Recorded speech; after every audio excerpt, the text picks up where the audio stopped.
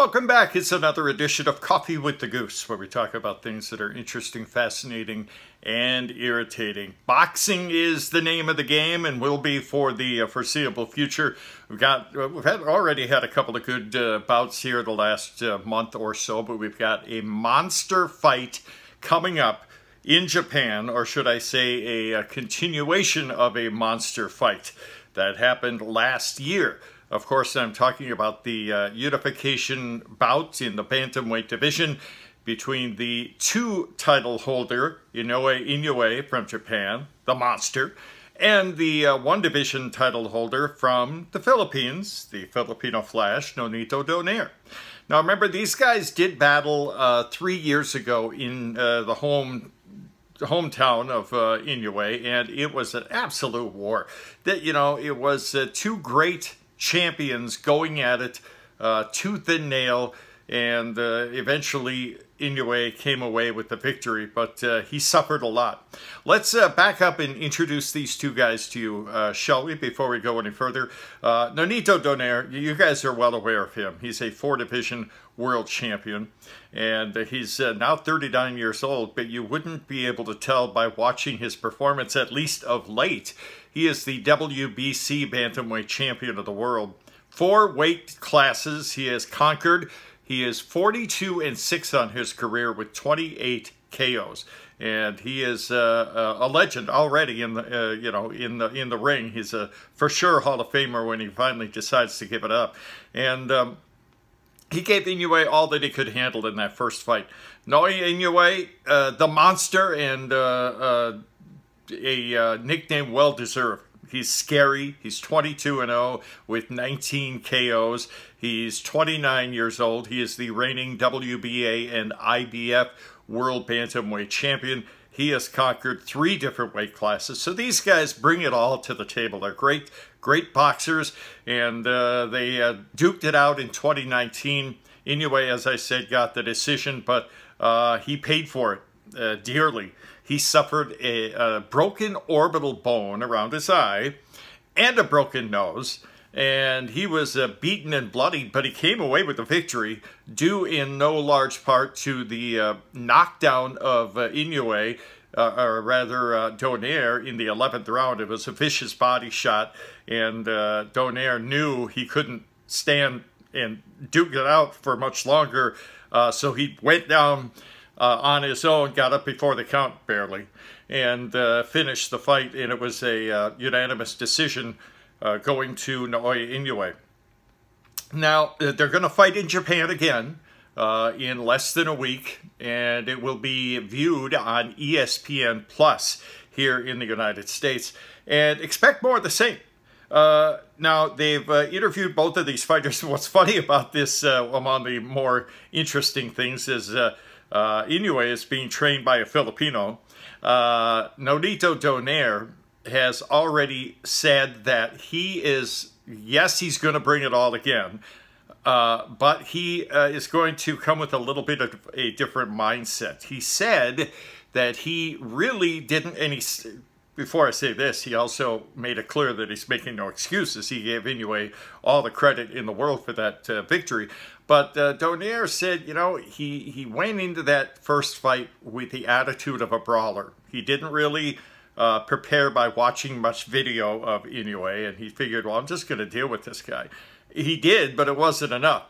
Now, he says, now leading up to this fight, he says, quote, "My heart is bigger than his punches, and I am very confident of the victory."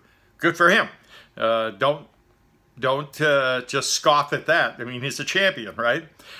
He also said he's going into this battle with different strategies, a different mindset, not to brawl.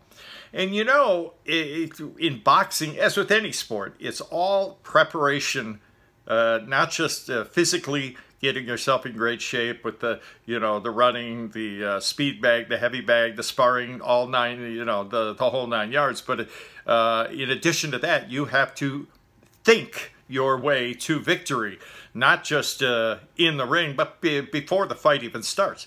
Now, and this goes for both of these guys. I'll give them both equal credit for this. They're both great champions, multiple weight division champions, and current belt holders. They're both incredibly tough, and they're both incredibly skilled. And Inoue, even though he's only fought 22 times, he's fought some great fighters, so, you know, chalk up experience in his corner as well. One thing I like about both of these guys, and it's too bad we don't see more of this in boxing and in life in general, they both bring respect to the table. They both respect their opponents. They're not talking down to them. They're not talking about their mama or their wives.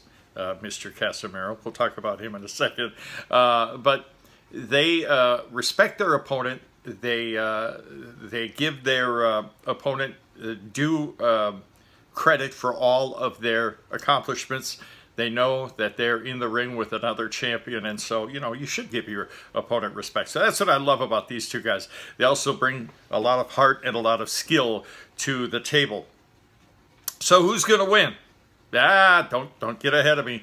I haven't been very good on my, you know, predictions lately. But hey, that's, at least I'm honest about it, right? That doesn't mean I don't know the sport. I've been following it for decades. So, you know, I follow this just like you folks do, and I look forward to your opinions, by the way. But almost everybody who predicted the first fight was wrong. Almost every prediction I've seen, other than the diehard Donaire fans, said Inoue's going to take him out in 3 or 4 rounds. Look it up. Almost everybody said Inoue's going to demolish this guy. Well, he didn't. Quite the contrary. You know, Donaire was the one who made him suffer physically, at least when, you know, looking at his face at the end of the fight. But Inoue got the victory. So who's going to win this fight? I don't know. You know, this is really tough to call. Again, you've got two great, tough, intelligent fighters going at it. They've done it before. It's all going to come down to intelligence, in my opinion. They're both great competitors, and they're going to be prepared. But it's all going to come down to, you know, what have you learned from the first fight? What are you going to do differently? Boxing, as with every sport, is a game with adjustments. You know, if plan A doesn't work, go to plan B, go to plan C. Do something a little different, and expect something different from you normally would expect. You know, you have to realize your opponent, you know, is intelligence too, and he's not going to come at you with the same game you think he will, or that he did in the first bout. So I think this fight is going to come down to who is better prepared mentally, who has the better game plan, who is prepared for his opponent, who has learned from the first bout and will make those adjustments. So I can't say either one of these guys is going to win. I'm not going to say it's going to go the distance, because the first one almost didn't. Donaire was lucky to beat the count when he went down, and you look back at the highlights, Inoue almost went down a couple times too. They hurt each other badly several times in this fight, in that fight. And, you know, I expect, I wouldn't be surprised if there was not or one or more knockdowns in this fight, or maybe even a KO or TKO to end this fight early. You just don't know. But both of these guys are extremely tough. They can handle punches. They got iron jaw. Who's next? I don't want to get too far ahead of the game, but Paul Butler is waiting for the winner. And the native of the United Kingdom is coming off that win over another Filipino. It would have been John Real Casimero, but, you know, Paul Butler showed his mettle, you know, defending his bantamweight crowd, and he wants the winner of this fight, so good for him. What about John Real Casimero? I don't know. He's been like a ghost the last year or so. You know, he's 3 different times he was scheduled to fight, and 3 different times it didn't happen for various reasons. So, you know, I've said this before, I'll say it again. John Real Casimero is a great fighter. I, you know, respect him and his ability, and I hope he comes back and rights the ship after this last frustrating year for him and his fans. And, of course, we got another fight coming up in a month, that another Filipino champion, Mark Magnifico Magsayo, who just won his featherweight title earlier this year. He was gracious enough to give us an interview, and I'm going to look him up again here shortly. He's going to take on another undefeated fighter, the Mexican Rey Vargas. That's going to be a great fight. I think it's going to be in San Antonio, Texas in early July. So we've got a lot of great stuff to look forward to, but first things first, it's the bantamweight unification bout between the monster, Naoya Inoue of Japan, and the Filipino Flash, Nonito Donaire of the Philippines, been residing in the United States for quite some time. This is going to be a great fight, no doubt about it. And I will not make a prediction because who knows what's going to happen. Expect serious blows to be thrown by each one of these guys, and it's going to be a repeat of the first bout. You know, as far as the performance is concerned, the outcome, who knows? But again, it's coming up very soon. It's going to be on ESPN Plus. So let me know what you folks have to think. I know you have predictions. Let me know. I respect your opinions and your thoughts, and I want to know what you have to think. Who's going to win? I don't know. We will see very soon. That's it for this edition of Coffee with the Goose. Thank you so much for watching, and please subscribe if you haven't already. The number keeps growing. I'm very indebted to all of you folks who have subscribed and continue to watch Coffee with the Goose, and we will talk to you again soon. Take care.